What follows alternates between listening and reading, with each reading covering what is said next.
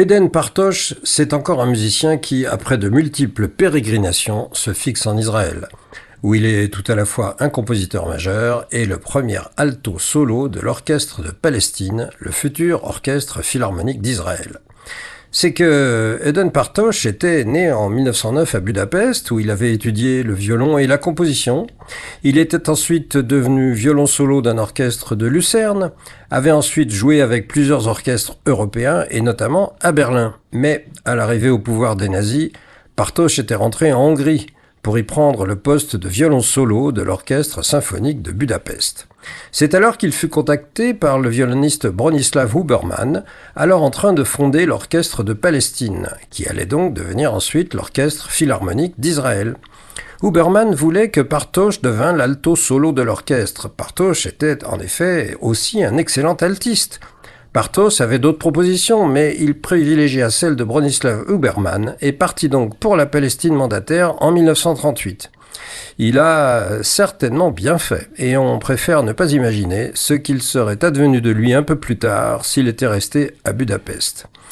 À Tel Aviv, Partosh ne se contenta pas d'occuper brillamment son poste à l'orchestre, il fonda l'Académie de musique Roubine, qui acquit rapidement un prestige important et qu'il dirigea jusqu'à sa mort.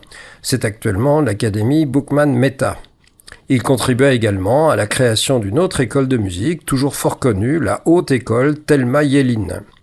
Mais Eden Partosh était aussi considéré comme l'un des compositeurs israéliens les plus importants. On lui doit de nombreuses œuvres pour orchestre, des œuvres de musique de chambre et de musique vocale.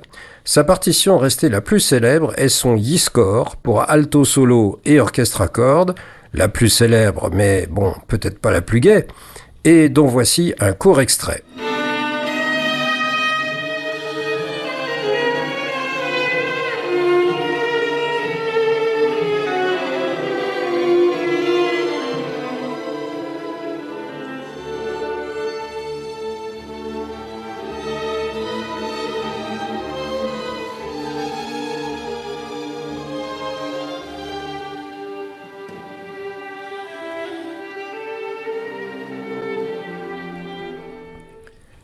Eden Partosh reçut en 1954 le prix d'Israël, le premier attribué à un musicien, et c'est à Tel Aviv qu'il mourut en 1977.